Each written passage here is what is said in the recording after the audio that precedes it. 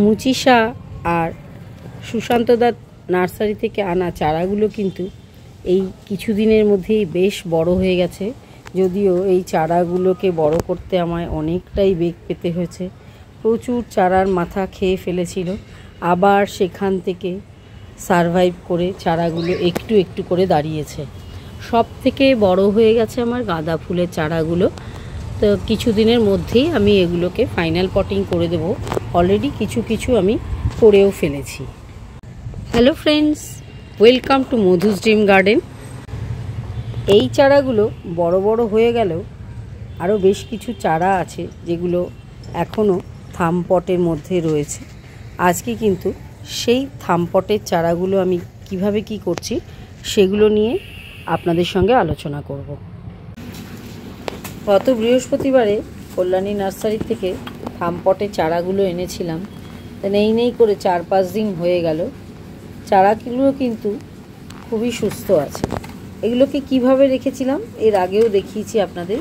এই যে দেখুন, তলায় একটা বালির লেয়ার করা আছে, তার উপরে আমি চারাগুলো বসিয়ে দিয়েছিলাম।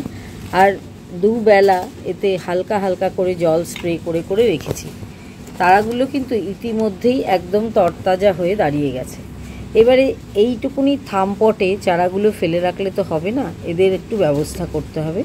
সেটাই আজকে আপনাদের সঙ্গে শেয়ার করছি যে থামপটের চারা আমরা কি করে আস্তে আস্তে বড় করব।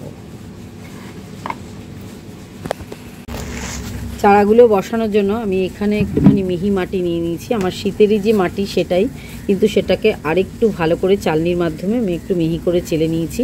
কারণ চারাগুলো এখন খুবই ছোট্ট ছোট্ট, এগুলোকে বসাবার জন্য আমার একটু চালা মাটি হলেই ভালো হয়। শেকড় খুবই পাতলা, তো সেই জন্য আমি মাটিটা একটু চেলে নিয়ে তারপরে চারাগুলোকে বসাবো। চারাগুলোকে বসানোর জন্য আমি এই 2 ইঞ্চি পটগুলো নিয়ে নিয়েছি। এগুলো আর কিছুই না, আমাদের যে 2 ইঞ্চি পটে যে চারাগুলো শীতের আসে তারই পট। আমি ফেলে না দিয়ে রেখে দিই। যখন আমি থামপটের চারা বড় করি তখন এইগুলো আমার কাজে লেগে যায়। এবারে আমরা প্রসেসিংটা শুরু করব। এই মাটিটা দিয়ে এই পটগুলোকে আগে ভরে নেব। যেহেতু চারাগুলো ছোট ছোট আর কাপও ছোট, তো আমি এখানে নিয়ে নিয়েছি ছোট্ট একটা প্লাস্টিকের স্পুন, যেটার মাধ্যমে আমি 1 চামচ করে মাটি আগে এর ভেতরে ভরে নিচ্ছি। তারপরে যেটা করে নেব সেটা হচ্ছে একটা করে চারা তুলে নিয়ে জাস্ট একটু করে একটা কিছুর মাধ্যমে এখানে টোকা মারব। যেহেতু বসাবো মাটিটা একটু শুকনো রেখেছি। দেখুন কত সুন্দরভাবে চারাটা বেরিয়ে গেছে। এটা হচ্ছে একটা ভ্যানিলা গাঁদার চারা এবং বীজের চারা। এই যে আপনাদের আগে বলেছিলাম এরকম ছোট্ট দুটো পাতা হচ্ছে বীজের চারার লক্ষণ। এবার আমি আস্তে করে এই পটটার মধ্যে বসিয়ে দেব। তারপরে যেটা করব, আবার ওই স্পুনটার মাধ্যমেই আরেকটু করে মাটি আশপাশ থেকে দিয়ে দেব। এর ফলে কি হবে, যেটুকুনি রুট গাছটাতে বেরিয়েছে সেটা কোনো রকম ডিস্টারবেন্স না করেই আমরা কিন্তু চারাটা 2 ইঞ্চি পটে রেডি করে দিলাম। এই একই প্রসেসে আমি বাকি যে বড় বড় একটু হয়ে গেছে সেই চারাগুলোকে 2 ইঞ্চি পটে ট্রান্সফার করে দেব। এক এক করে বেশ কিছু গাছ আমার বসানো হয়ে গেছে, আরও কিছু গাছ রয়েছে।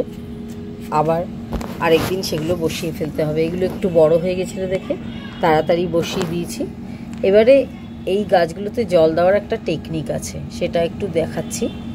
গাছগুলোকে জল দেওয়ার জন্য আমি এখানে মগে করে জল নিয়েছি, কিন্তু মগে করে কিন্তু ঢালা যাবে না। গাছগুলোতে এই রকম করে আঙুলের মাধ্যমে ছিটিয়ে ছিটিয়ে জলটা দিতে হবে। আর ইচ্ছে করে আমি এরকম প্লেটের ওপরে বসিয়েছি যাতে জলটা পড়লে তলা দিয়ে আবার সোক করে যায়। এইভাবে কিন্তু পটগুলো ভর্তি করেই জল দিতে হবে, তাহলেই কিন্তু এই ছোট্ট ছোট্ট পটে খুব সুন্দরভাবে জল দেওয়া হয়ে যাবে। এভাবে আমি একটা একটা করে সমস্ত পটগুলোতে একটু একটু করে জল দিয়ে ভিজিয়ে দিচ্ছি। আর যেই জলটা নিচে পড়ছে তলা দিয়ে আবার সোক করে সেগুলো ভর্তি হয়ে যাচ্ছে। ছোট চারা একটু বড় করতে কষ্ট হয়, কিন্তু আমার এটা খুবই ভাল লাগে। শীতের ছোট্ট ছোট্ট চারাগুলো যখন নিজের যত্নে একটু একটু করে বাড়িয়ে তুলি আর সেই গাছ থেকে ফুল পাই, সেটা দেখা আর ফিল করার মজাটাই হচ্ছে আলাদা। তো এইভাবেই কিন্তু আমি প্রতি বছর ছোট ছোট থামপটের চারাগুলোকে বাড়িয়ে এতটা সুন্দর করে ফেলি, আর তার থেকে খুব সুন্দর সুন্দর ফুল দিয়ে আমার বাগানটাকে পুরো ভরিয়ে রেখে দেয় তারা। ওই চারাগুলোর সঙ্গে সঙ্গে আরও কিছু চারা আছে, এই যে এর মধ্যে ম্যাক্সিমাম পিটুনিয়া। তো পিটুনিয়াগুলো এত খেয়ে ফেলছে দেখে আমি এই রাতের দিকে ওষের তলাতেও যখন রাখছি একটা ঝুড়ির মাধ্যমে এরকম চাপা দিয়ে রাখছি যাতে না খেতে পারে। ইতিমধ্যে কিন্তু এই চারাগুলো বেশ খানিকটা ফ্রেশ হয়ে গেছে। এগুলো সবই আমি 2 ইঞ্চি পটে আস্তে আস্তে ট্রান্সফার করে দেবো। খেয়ে নেওয়ার আর একটা নিদর্শন দেখাই, এই ভার্বেনার গাছগুলোকে এইরকম মুড়িয়ে খেয়েছিল, যার একটা দেখাই যেটা সব থেকে বেশি খেয়েছিল। এখানে লক্ষ্য করে দেখুন, তারপরে কিন্তু আবার নিচের ডাল থেকে গাছগুলো কিন্তু আস্তে আস্তে ঝাঁকড়া হয়ে যাচ্ছে। এটাও কিন্তু একটা ভালো লক্ষণ। তো শীতের গাছে বেশ কিছু গাছ আছে যেগুলো পিঞ্চিংয়ের মাধ্যমে বাড়াতে হয়। নিশ্চয়ই পরবর্তী কোনো এপিসোডে পিঞ্চিংয়ের ওপরে একটা ভিডিও আপনাদের সঙ্গে শেয়ার করব। থামপটে মাটি এতটাই কম থাকে যে থামপটে বেশি দিন রাখা যায় না, তাকে 2 ইঞ্চি পটে দিলে তারাটা একটু তাড়াতাড়ি বাড়বে। সেই কারণেই আজকে আমি এই কাজটা করে ফেললাম। তো বন্ধুরা, আপনারাও নিশ্চয়ই উইন্টার সিডলিং সংগ্রহ করে ফেলেছেন। যারা ভাবছেন আর দেরি না করে অক্টোবর মাস থাকতে থাকতেই এদেরকে এনে ফেলুন, কারণ এরকম ছোটো চারা বড় করতে গেলে একটু সময় লাগে। এই সমস্ত চারাগুলো বসাতে বসাতে হঠাৎ করেই বৃষ্টি নেমে গেল। তো আমি আমার শীতের ছোট্ট ছোট্ট চারাগুলোকে শেডের ভিতরে এনে রেখেছি। এটাই হচ্ছে বলার যে এইটুকুনি ছোট চারা এখন কিন্তু বৃষ্টিতে ভেজালে নষ্ট হয়ে যাওয়ার সম্ভাবনা। আপনারাও যদি চারা বসিয়ে দিয়ে থাকেন, ওয়েদার খারাপ হচ্ছে, তো চারাগুলোকে শেডে রাখার ব্যবস্থা করুন। এইটুকু বলে আজকের এপিসোডটা এখানেই শেষ করলাম। দেখা হবে আবার পরবর্তী এপিসোডে এরকমই কোনো নতুন টপিক্সের সঙ্গে।